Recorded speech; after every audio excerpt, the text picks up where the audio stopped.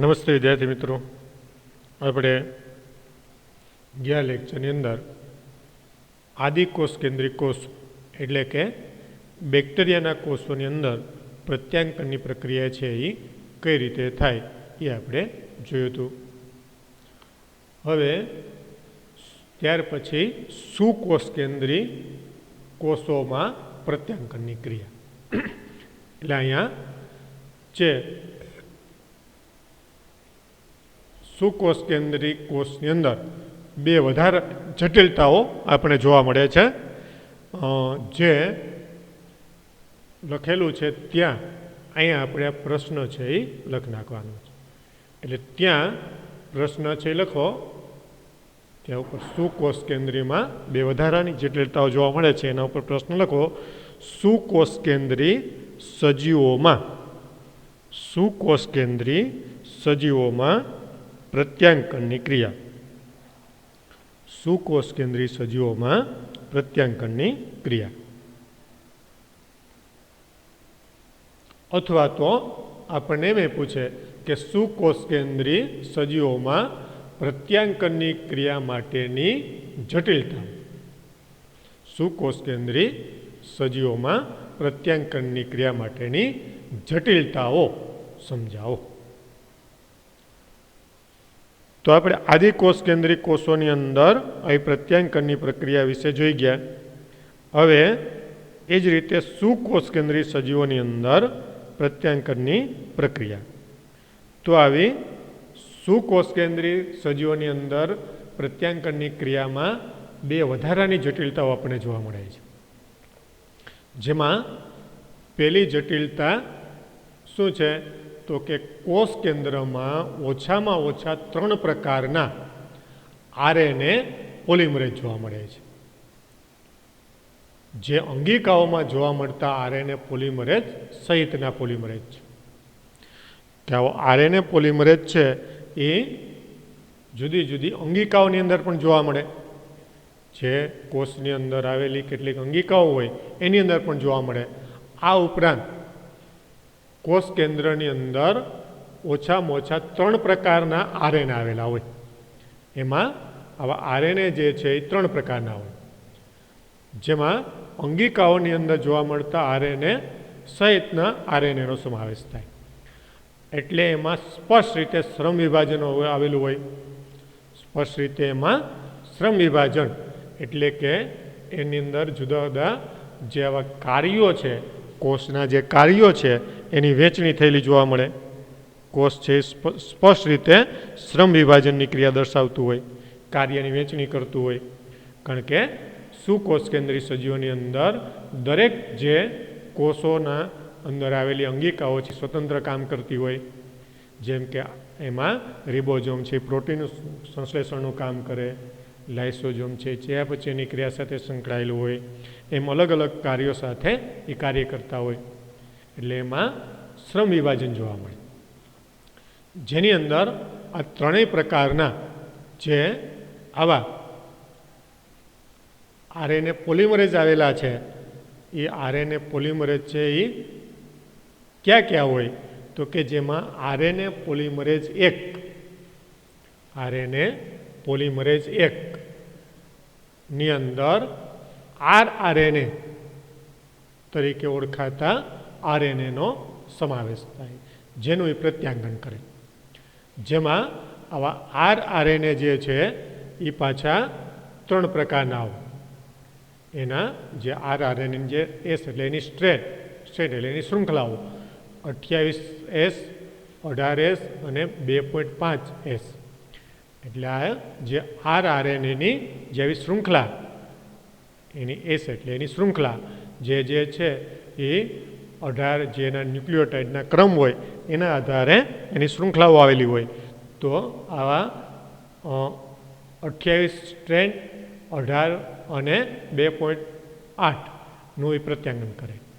જ્યારે RNA polymerase 3 RNA polymerase જે 3 છે એ ટીઆરએનએ અને 5 સ્ટ્રેન્ડ આરએનએ 5 સ્ટ્રેન્ડ આરએનએ એટલે જે 5 આવી શૃંખલા ધરાવતી 5 જે આવા ન્યુક્લિયોટાઇડની શૃંખલા ધરાવતા આરએનએ અને એસએન આરએનએ એટલે જેને આપણે સ્મોલ ન્યુક્લિયર આરએનએ તરીકે ઓળખીએ છીએ એનું પ્રત્યાંગન કરે છે.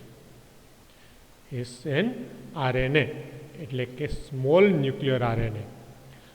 આ બધા આરએનએનું પ્રત્યાંકન કોણ કરે?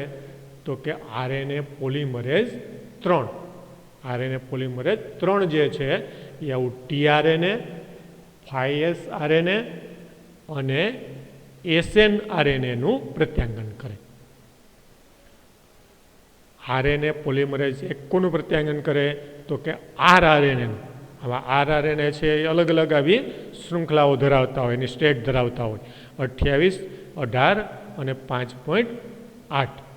એ રીતે આરઆરએનએ પોલિમરેઝ 3 કોનું સંશ્લેષણ પ્રત્યાંગન કરે? તો કે એ ટીઆરએનએ, 5RNA, 5SRNA અને SNRNA એટલે કે સ્મોલ ન્યુક્લિયર આરએનએનું પ્રત્યાંગન કરવા માટે જવાબદાર છે. એટલે આ બંને પ્રકારના આવા જે આરએનએ છે, બંને પ્રકારના આરએનએ પોલિમરેઝ છે એ આ રીતે અલગ અલગ પ્રકારના આવા ઘટકોનું પ્રત્યાંગન કરે છે.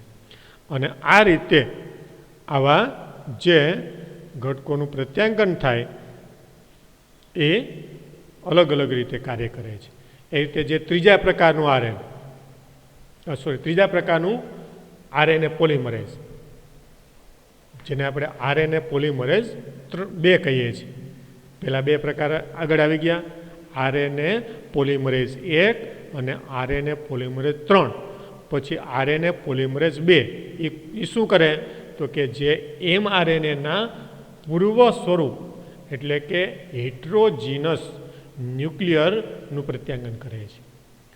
પૂર્વ સ્વરૂપ, આ એમઆરએનએનું પૂર્વ સ્વરૂપ એટલે એમઆરએનએનું શરૂઆતનું સ્વરૂપ, એની પહેલાંનું સ્વરૂપ, જેને હેટ્રોજીન ન્યુક્લિયર તરીકે ઓળખવામાં આવે. હેટ્રોજીન ન્યુક્લિયર આરએનએ એટલે જેને HN આરએનએ તરીકે ઓળખીએ છીએ, એનું એ પ્રત્યાંગન કરે. એટલે આ રીતે આવા 3 પ્રકારના આરએનએ પોલિમરેઝ છે એ આવી પ્રત્યાંકનની ક્રિયામાં સુકોષ કેન્દ્રિક કોષોની અંદર મહત્વનો ભાગ ભજવે. સુકોષ કેન્દ્રિક કોષોમાં આ 3 પ્રકારના આરએનએ પોલિમરેઝ છે એ મહત્વનો ભાગ ભજવે. જેમાં આપણે જે 3 પ્રકારના આવા આરએનએ પોલિમરેઝ કે જેમાં મુખ્યત્વે આરએનએ પોલિમરેઝ 1, આરએનએ પોલિમરેઝ 2 અને આરએનએ પોલિમરેઝ 3, આ 3 પ્રકારના આરએનએ પોલિમરેઝ છે એ અલગ અલગ પ્રકારના આરએનએનું સંશ્લેષણ કરી અને પ્રત્યાંકનની ક્રિયામાં મહત્વનો ભાગ ભજવે છે. હવે બીજી એની જટિલતા કઈ? પહેલી જટિલતા કે 3 પ્રકારના આરએનએ પોલિમરેઝ એની અંદર આવેલા હોય. એટલે 3 છે એ અલગ અલગ પ્રકારના આરએનએનું સંશ્લેષણ કરી અને પ્રત્યાંકનની ક્રિયામાં મહત્વનો ભાગ ભજવે. જ્યારે એની બીજી જટિલતા કઈ? તો આ બીજી જે જટિલતા છે એ પ્રાથમિક પ્રત્યાંકનમાં એક્ઝોન અને ઇન્ટ્રોન બંને ધરાવે છે. પ્રાથમિક પ્રત્યાંકનની ક્રિયા થાય ત્યારે જે એના મુખ્ય જનીનના 2 જે ભાગો છે એક્ઝોન અને ઇન્ટ્રોન, એક્ઝોન અને ઇન્ટ્રોન એ બંને આવેલા હોય અને તે બિનકાર્યકારી હોય છે. પ્રાથમિક પ્રત્યાંકનની અંદર આ એક્ઝોન અને ઇન્ટ્રોન બંને આવેલા હોય, પણ એ કેવા હોય? તો કે બિનકાર્યકારી હોય છે. આથી તે વિશિષ્ટ પ્રક્રિયામાંથી પસાર થાય જેને આપણે આ સ્પેસિંગ તરીકે ઓળખવામાં આવે. એટલે એક્ઝોન અને ઇન્ટ્રોન આ બંને કેવા હોય? તો કે બિનકાર્યકારી હોય, જેને કારણે આ એક્ઝોન અને ઇન્ટ્રોન જે છે એ વિશિષ્ટ પ્રક્રિયામાંથી પસાર થાય, જેને શું કહેવાય? તો કે જેને સ્પ્લિકલિંગ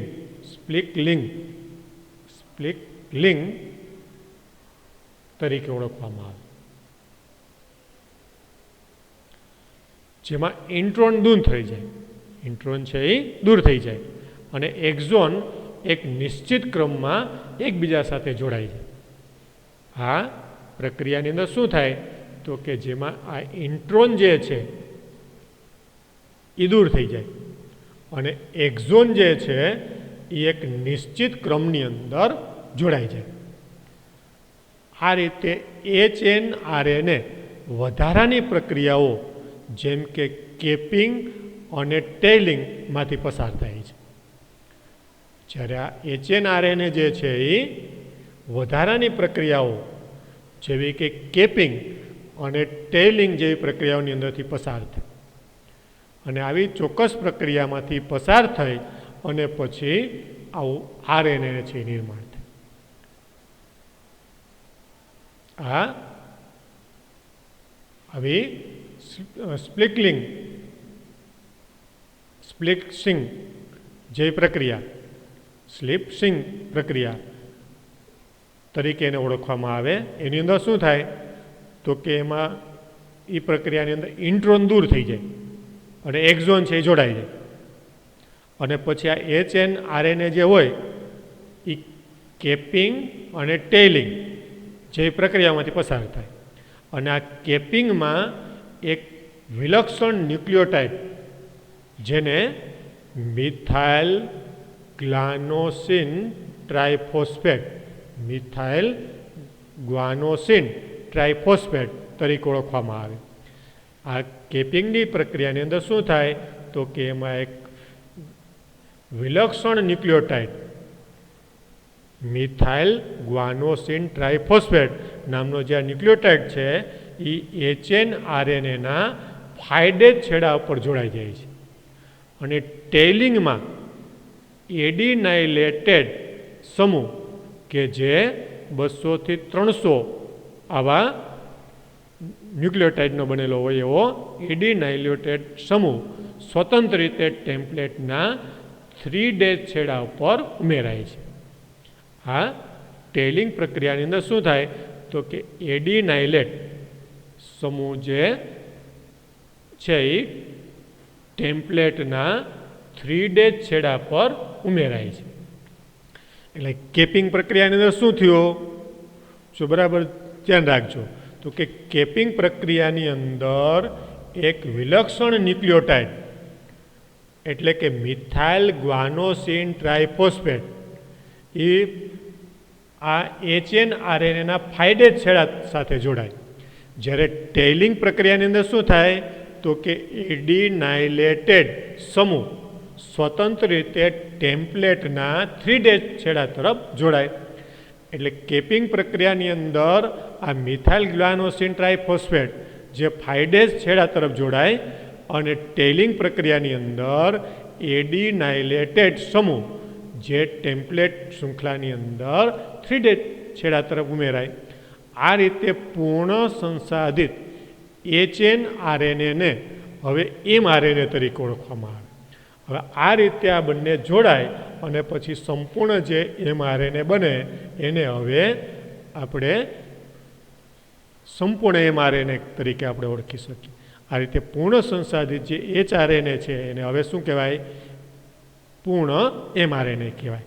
અને જે ભાષાંતરણ માટે કોષ કેન્દ્રમાંથી સ્થળાંતર થઈ અને હવે કોષરસની અંદર જતું રહે.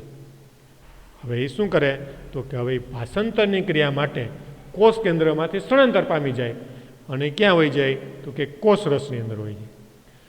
એટલે આ પ્રક્રિયાની અંદર આ જે કેપિંગ અને ટેલિંગની જે પ્રક્રિયા છે એ સુકોષ કેન્દ્રિક કોષની અંદર અગત્યની ક્રિયા છે, જેને અહીંયા જો આપણે આકૃતિ દ્વારા સમજીએ તો આ આકૃતિની અંદર આ પ્રક્રિયા જે છે એ સ્પષ્ટ રીતે આપણને સમજાવેલી છે.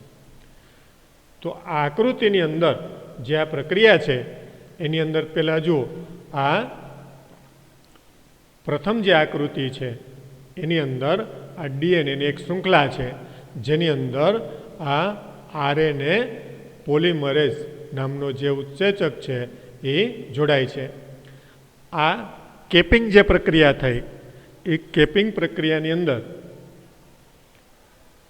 આ જે ગ્વાનોસાઇન ટ્રાઇફોસ્ફેટ,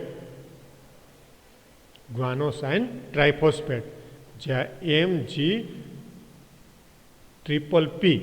એ આપેલું છે ને, જે આપણને આગળ નામ આપ્યું હતું ને, આગળ જુઓ આપણને આગળ એનું નામ આપ્યું હતું અહીંયા, જે ખાલી નામ જ એનું આપ્યું મિથાઇલ ગ્વાનોસિન ટ્રાઇફોસ્ફેટ, મિથાઇલ ગ્વાનોસિન ટ્રાઇફોસ્ફેટ. એટલે એને જે છે એને સાંકેતિક સ્વરૂપે આપેલું છે મિથાઇલ ગ્વાનોસિન ટ્રાઇફોસ્ફેટ. જે આપેલું છે એને આકૃતિની અંદર અહીંયા સાંકેતિક સ્વરૂપે આપેલું છે.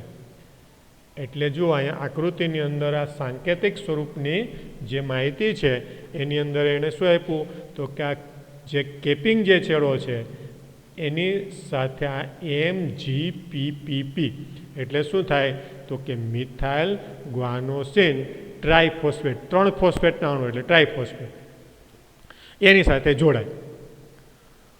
અને આ જે mRNA જે છે એ નિર્માણ થયો. હવે mRNAની અંદર શું આવેલું છે તો કે આ mRNAની અંદર આ MgPPP એટલે કે મિથાઇલ ગ્વાનોસાઇન ટ્રાઇફોસ્ફેટ, પછી એનો જે જનીનનો એક ખંડ છે જેને આપણે એક્ઝોન કહીએ, બીજો ખંડ છે એને ઇન્ટ્રોન કહીએ. એટલે એક્ઝોન ખંડને અહીંયા પીળા લીટી દ્વારા અને લાલ લીટી દ્વારા એને ઇન્ટ્રોન ખંડ દર્શાવેલો છે. અને આ રીતે આ જે મિથાઇલ ગ્વાનોસાઇન નામનો જે આ ટ્રાઇફોસ્ફેટ છે એ ફાઇડેજ છેડા તરફ જોડાય અને આ રીતે આ mRNA છે એ નિર્માણ થયું. હવે આવું જે mRNA નિર્માણ થયું એની અંદર હવે જે એક્ઝોન અને ઇન્ટ્રોન જે છે એમાંથી આ જે ઇન્ટ્રોન જે છે એ બધા છૂટા પડી જાય. જ્યાં ત્યાં બધા ઇન્ટ્રોન જે હતા ઇન્ટ્રોન જે બધા નીકળી ગયા અને હવે ખાલી આ એક્ઝોન વધ્યા.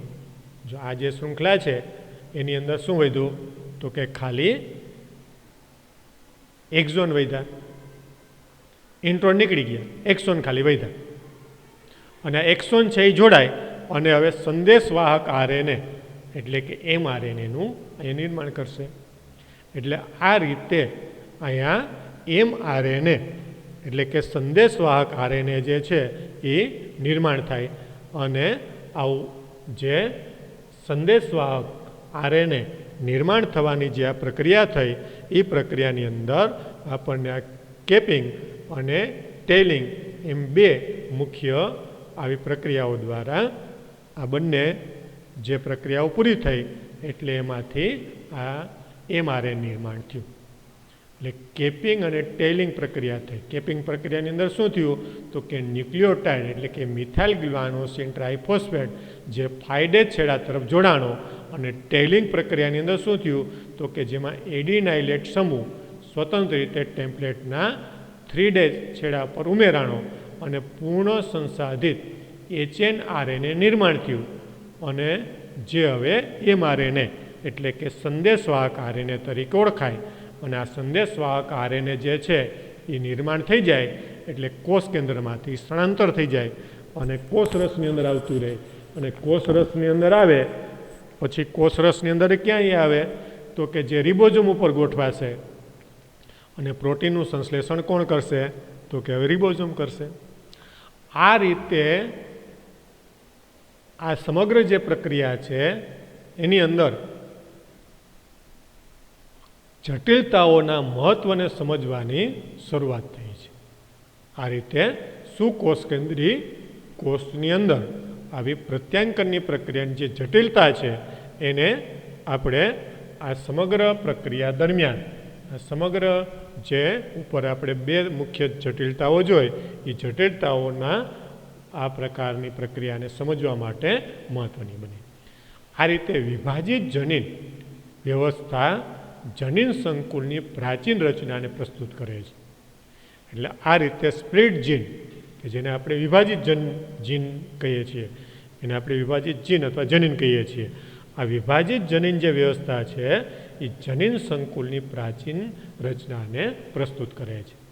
એટલે કે જે વિભાજિત થયું ને આપણે એક્ઝોન અને ઇન્ટ્રોન એવા બે ભાગોમાં આવું જનીન છે વિભાજિત થયું અને આ રીતે આવા બે ભાગોની અંદર આવું જે જનીન વિભાજિત થયું એ જનીન જે છે એ આખી જે આ પ્રક્રિયા થઈ એ પ્રક્રિયાને આ રીતે સમજવા માટે એ મહત્ત્વનો ભાગ ભજવે છે.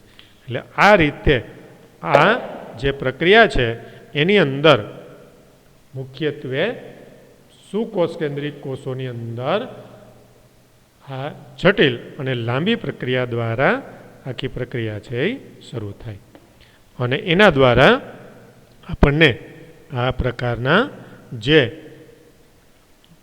પ્રત્યાંકનના તબક્કાઓ છે એની અંદર આવી જટિલતા છે આપણને જોવા મળે છે.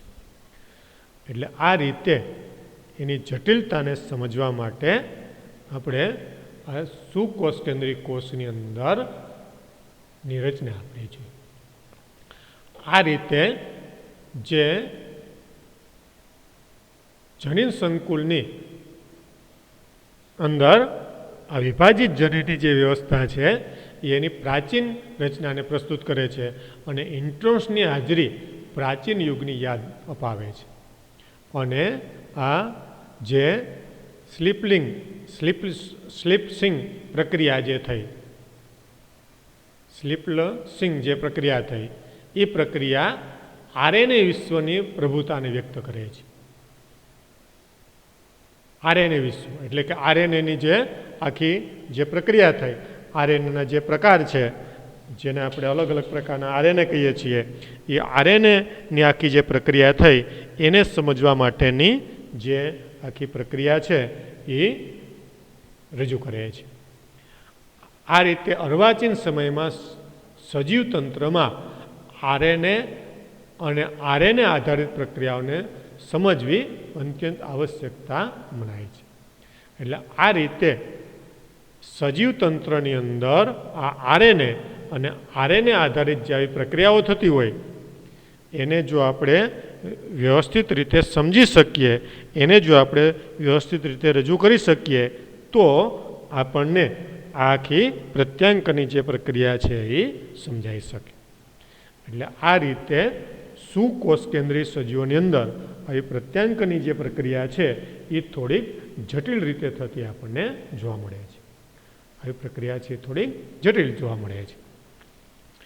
તો આ રીતે આદિકોષ કેન્દ્રિત કોષ અને સુકોષ કેન્દ્રિત કોષોની અંદર જે પ્રત્યાંકની જે પ્રક્રિયા થાય એ પ્રક્રિયાની અંદર આપણને આવો થોડોક ફેરફાર છે એ જોવા મળે.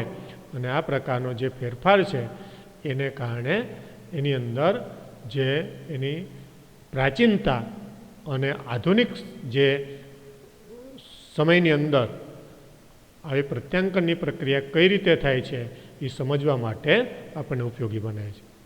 જોકે એકદમ બહુ ઊંડો આ વિષય છે અને એની અંદર ખૂબ જ ઊંડાણપૂર્વકના સંશોધનો અત્યારે ચાલે છે. જે આપણે કહીએ છીએ ને જે કોરોના જે વાયરસ છે એના માટેની જે રસીઓ બનાવવામાં આવે છે એ આ પ્રત્યાંકનની પ્રક્રિયા ઉપર આધારિત છે.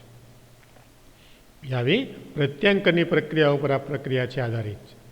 અને આ પ્રક્રિયા દ્વારા આવી રસીઓ જે છે એ બનાવી અને એના દ્વારા વિવિધ પ્રકારના જે પ્રોટીન કે જે એન્ટીબોડી તરીકે કાર્ય કરે છે એ રસીઓની અંદર આપણે બનાવી શકીએ.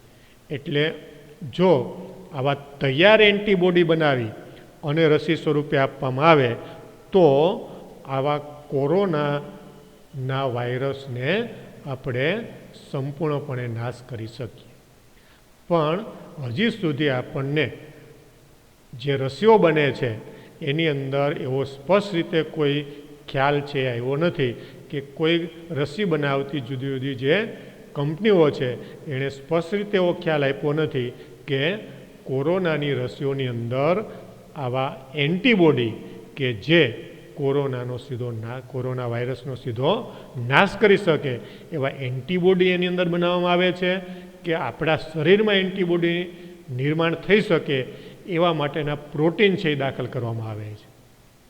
જે આપણા જેવા જે ન જાણતા, આપણે તો હજી કદાચ વિજ્ઞાનની અંદર થોડું ઘણું જાણતા હોઈએ, પણ મોટા ભાગના લોકો છે એ આ પ્રકારે વિજ્ઞાનની અંદર કે આવી જનીન વિદ્યાની અંદર આ માહિતીને જાણતા ન હોય, જેથી કરીને આવી રસીઓ જે છે એ કેવા પ્રકારની છે, કઈ રીતે એ કામ કરશે, એ ખાસ કરીને એનો માહિતી જે છે મળવી મુશ્કેલ છે.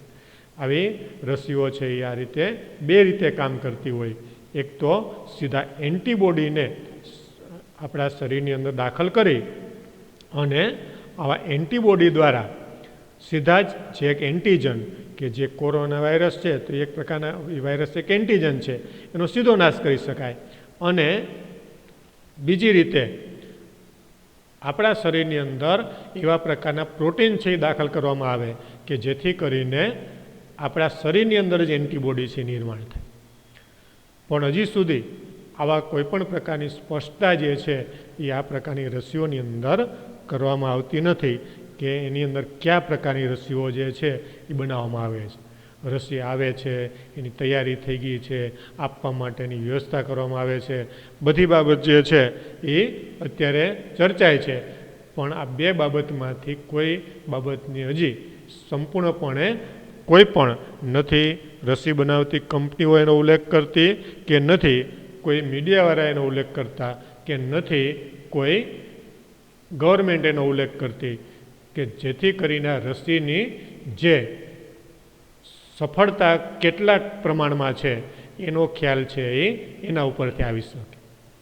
જો સીધા આપણા શરીરની અંદર આવા એન્ટીબોડી નિર્માણ કરવામાં આવતા હોય એવા પ્રકારને જો રસી બનાવી અને આપણને આપવામાં આવે તો આવી રસી જે છે એ સંપૂર્ણપણે કાર્ય કરી શકે એ શંકાશીલ છે. કારણ કે આપણા શરીરની અંદર કેટલા પ્રમાણમાં કઈ રીતે એન્ટીબોડી નિર્માણ થાય એ આવા વાયરસનો નાશ કરશે. અને જો તૈયાર એન્ટીબોડી હોય તો એ સીધા નાશ કરી શકે. એટલે એવી રસીની સફળતા છે એ સંપૂર્ણપણે 100% આપણે કહી શકીએ. એ તો હવે આવનારો સમય કહે કે કયા પ્રકારની રસી છે એ આપવામાં આવશે અને એનો ઉપયોગ છે કરવામાં આવશે. એટલે આ રીતે જેવી પ્રત્યાંકનની જે પ્રક્રિયા છે એ આવા પ્રકારના પ્રોટીન, ઉત્સેચક, આ પ્રકારના એન્ટીબોડી, આવી એન્ટીબોડી સ્વરૂપની રસીઓ કે અન્ય પ્રોટીન નિર્માણ કરવા માટે મહત્ત્વનો ભાગ ભજવે છે. જે આપણને આ રીતે આદિકોષ કેન્દ્રી અને સુકોષ કેન્દ્રી જે સજીવો છે એની અંદર જે આપણે પ્રત્યાંકનની જે આખી પ્રક્રિયા જોઈ એ પ્રક્રિયા દ્વારા આ વસ્તુ છે એ નિર્માણ થાય છે. એના દ્વારા આવા પ્રકારના એની પહેલાં પણ લાંબી પ્રક્રિયા હોય છે. જે આ પ્રક્રિયા આપણે પ્રત્યાંકનની ક્રિયા થાય એની પહેલાં પણ લાંબી પ્રક્રિયાઓ કરવામાં આવતી હોય અને પછી આ રીતે પ્રત્યાંકનની ક્રિયા દ્વારા અંતિમ એની જે નિપજ તરીકે આપણને આવા પ્રકારના કોઈ પ્રોટીન મળે, આવા કોઈ એન્ટીબોડી મળે, એવા પ્રકારના કોઈ રસાયણો મળે, એવા પ્રકારના ઉત્સેચક મળે, એવા પ્રકારના અંતઃસ્ત્રાવો મળે, જેનો આપણે વિવિધ રીતે ઉપયોગ કરી શકીએ છીએ. અત્યારે આવી ઘણા બધા પ્રકારની આવા રસીઓ, આવા એન્ટીબોડી, આવા પ્રોટીન, ઉત્સેચક, અંતઃસ્ત્રાવ અને અન્ય રસાયણો છે એ બનાવવામાં આવે છે. તો આ રીતે આ પ્રત્યાંકનની પ્રક્રિયા છે એ ખૂબ જ અગત્યની છે. એને બરાબર આકૃતિને ધ્યાનમાં રાખી અને એને બરાબર વાંચી બરાબર સમજજો, જેથી કરીને આ માહિતી છે આપણને બરાબર સમજાઈ જાય અને આખી પ્રક્રિયા છે એ આપણને ખ્યાલ આવી જાય. હવે આવી જે પ્રત્યાંકનની પ્રક્રિયા થાય એના માટે જે ડીએનએ ઉપર એમઆરએનએ નિર્માણ થાય એ એમઆરએનએ ઉપર રહેલા જે ન્યુક્લિયોટાઇડ છે એમાં કેટલા ન્યુક્લિયોટાઇડ છે એની અંદર ભાગ લે છે અને એક જનીન કે કોઈ એક જનીન સંકેતની રચના બનાવે છે. તો આ જનીન સંકેતી શું છે અને એની રચના કઈ રીતે બને છે એ હવે આપણે નેક્સ્ટ લેક્ચરની અંદર જોઈશું.